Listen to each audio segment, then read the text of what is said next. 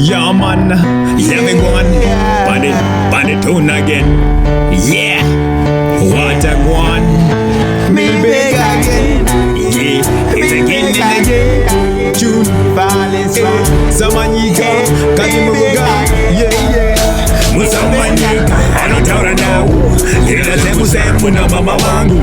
Lazima ndazibadile chisina zungu. Nakati ndotoyeta za mutara wangu. Nakabana approach. Man pana soba. Gari baby hoda. Never complicate. Nozi kwanya huda. Asa niwe wandi nuda. Ndokana nuzikita kuliwe umetseka. Yeah. After yakatamika pa bus stop.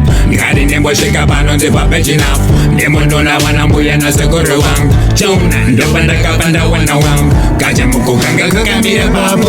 Nikaji spota njire mbazi never window. Babu ndaka kaya kutuza maloto. Kari fine, kari hard munye moja. Anotaura nao. Kwita semu na mama bangu. Lazima ndazibadila chisina zungu. Nakati ndotoyita samutara wangu. Nakabanda approach. Mind pana soba. Kari baby hona. Never complicate. Kunozi kwanya hunda. Asa niwe wani nuda. Nukana ndazikele uliwe unaseka.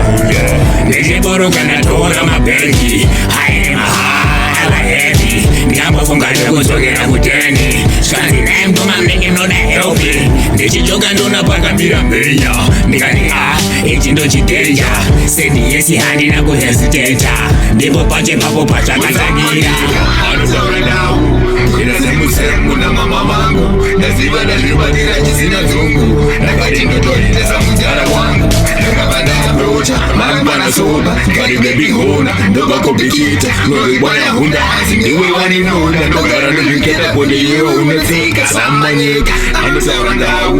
Ina semu na mama mangu. Naziba nazibadila chisina zungu. Nakati ndo tohite sa mutara wangu. Nakabanda approacha. Mana soba, kari baby hona. Ndoba komplikita. Nozi bwana hunda. Niwe wani nuda. Ndogara nuziketa kwenye iyo unazika. Sagi chana nkadire ngani kurista. Timbo taura nye kutakaliza. Ngani funza ngani kurize kurarama. Kaka titinde jinda uni no dagara. Neni manji nkaki sasa ndakufarira. Mbiri wako neru nako ndarivarira. Chukuna kapa patanga kunyebirira. Chikani kutimbuya wako ndo waketa. Rajirangu jwakananga for the beta. Suwa kuzopera nanga narukanda. Chero hachu chakamboda jekuramba. Ramambana naga kongozo nileta. Anutaura ndau. Ina semu na mama wangu. Lazima ndazibadila chisina zungu. Nakati ndotoyita samutara wangu. Nakabanda approacha. Man pana soba. Kari baby hona. Ndoba komplikita. Nozi kwanya hunda. Sindiwe wani nura. Ndogara ndozviketa kuliwe unazeka.